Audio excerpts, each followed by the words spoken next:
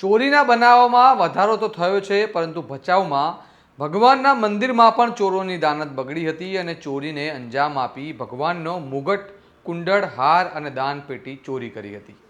ચોરીની આ તરકટ ગજબની હતી.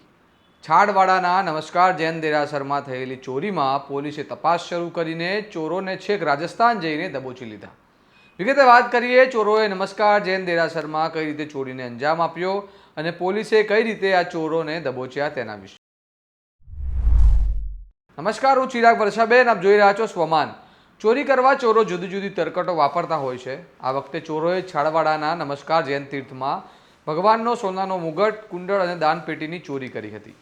નમસ્કાર જૈન દેરાસરમાં સમારકામ ચાલતું હતું. આ બે ચોરો ત્યાં મજૂરી કરવા આવ્યા અને કોતરણી કામ કરતા કારીગરો સાથે ભળી ગયા. મંદિરમાં ઘરેણા જોઈ આ કારીગરોની દાનત બગડી અને ચોરોએ 21 તારીખે ચોરીને અંજામ આપ્યો. દેરાસર તરફથી ફરિયાદ થતાં પોલીસે આ મામલે ગંભીરતાથી લઈને એલસીબી અને લોકલ પોલીસને કામે લગાડી તપાસનો ધમધમાટ શરૂ કર્યો. પ્રથમ સીસીટીવી ફૂટેજ તપાસવામાં આવ્યા, જેમાં ચોરીની ઘટના રેકોર્ડ થઈ હતી. પોલીસે આ ચોરોને પકડવા ચોતરફ પૂછપરછ કરવાનું શરૂ કર્યું. પોલીસને તપાસમાં ભાડ મળી કે આ ચોરો રાજસ્થાનના છે. પોલીસની ટીમ તાત્કાલિક રાજસ્થાન રવાના થઈ અને ગોગંદા ઘાટીના જંગલો અને ડુંગરોમાં સર્ચ ઓપરેશન શરૂ કર્યું અને બે ચોરોને દબોચી લીધા. પોલીસના આ સર્ચ ઓપરેશનમાં ચોરી કરનાર એક ઇસમ અને આ તરકટ રચનાર માસ્ટર માઇન્ડ દબોચાયો છે. હજુ એક ચોરને પકડવાની તપાસ ચાલુ છે. જુઓ આ મામલે પૂર્વ કચ્છના એસપીએ શું કહ્યું. તારીખ 21-22 નવેમ્બરની રાત્રિમાં ભચાઉ પોલીસ સ્ટેશનના છાડવાડા વિસ્તારમાં હાઈવે ઉપર આવેલ શ્રી નમસ્કાર જૈન તીર્થમાં રાત્રિમાં એક ચોરીનું બનાવ બનેલ હતું. જેમાં જ્યારે જે બનાવ બનેલ ત્યારે જે બે વ્યક્તિ હતા એ મંદિરની નીચેની સાઈડમાં જે એક દીવાર હતી, એ દીવારમાં જે પથ્થરોથી જે કારીગરી કરેલ હતી એમને તોડીને એમાંથી પ્રવેશ કરેલ હતું. અને જ્યારે આ બનાવ બનેલ અને પછી જે પોલીસને આખી બનાવની જ્યારે જાણ થઈ ત્યારે એમની સીસીટીવી વિગત જોતા એમાં જે બે લોકો જે હતા એ આખા બનાવને અંજામ આપે છે. જેમાં જે ભગવાનની જે મૂર્તિ હોય એ મૂર્તિના ઉપરથી અલગ અલગ જે આભૂષણ હોય, હાર હોય, એ બધા જે છે ચોરી કરવામાં આવેલ હતા. જે બનાવ બનેલ હતું એ એક ગંભીર બનાવ હતું અને એમાં પોલીસ દ્વારા તાત્કાલિક ડીવાયએસપી ભચાઉના માર્ગદર્શન હેઠળ ટીમો ગોઠવવામાં આવેલા, જેમાં ભચાઉ પોલીસ સ્ટેશનની ટીમ, એલસીબીની ટીમ એ અલગ અલગ દિશાઓમાં તપાસ શરૂ કરી.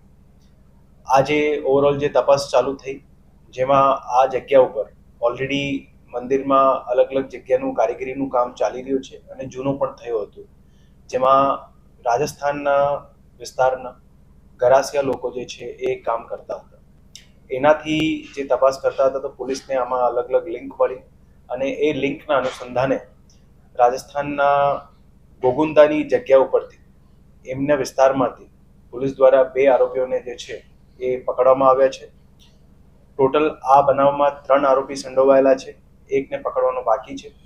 જે બે આરોપી પકડવામાં આવ્યા છે એમાં એમની એક આરોપીની જે છે આખા બનાવમાં ઓવરઓલ માર્ગદર્શન અને ટીપ આપવાની ભૂમિકા છે અને બીજો જે આરોપી હતો એ ચોરીના અંજામમાં આપવામાં આવેલ એમાં એ સાથે હતું. જેટલું પણ મુદ્દામાલ ભગવાનના બધા આભૂષણો જે ગયા હતા એ બધું મુદ્દામાલ જે છે પોલીસ દ્વારા રિકવર કરવામાં આવેલું છે. જે બનાવ બનેલ હતું એ 21-22ની રાત્રિમાં બનેલ હતું અને ટૂંક સમયમાં અલગ અલગ ટીમો બનાવીને અને બનાવની ગંભીરતા સમજીને તાત્કાલિક જે છે એમાં પોલીસ દ્વારા બધી ટીમો સાથે મળીને એને ડિટેક્ટ કરવામાં આવેલ છે. આ જે આખું બનાવ બનેલ એમાં જે પોલીસને મદદરૂપ સીસીટીવી જે છે ખૂબ મહત્વની ભૂમિકા નિભાવેલ હતા.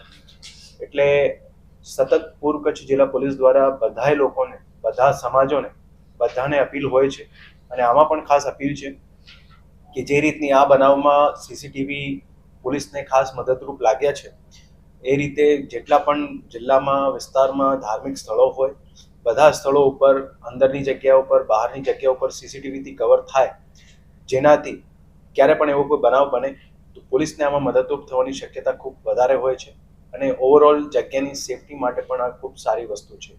આજે આખું બનાવ બનેલ અને જે તત્પરતાથી પોલીસની ટીમ દ્વારા local police station, LCB, DYSP આ જે ટીમ દ્વારા જે છે ત્વરિત રીતે ડિટેક્શન કરવામાં આવ્યું છે એના સંદર્ભે એ બધાને જે છે એક પ્રશંસાપત્ર પણ આપવામાં આવશે અને આ જે ડિટેક્શન થયું આ ડિટેક્શનનું રેન્જ આઈજીશ્રી તરફથી પણ જે છે પોલીસની ટીમની જે છે ખૂબ ખૂબ આમાં શુભકામનાઓ આપવામાં આવેલી છે. પોલીસ તાત્કાલિક ચોરોને પકડવા સફળ રહી છે, પરંતુ સવાલ થાય છે કે આ જ પ્રમાણે સામાન્ય ફરિયાદોમાં પોલીસ શું આટલી ઝડપથી કાર્યવાહી કરે છે?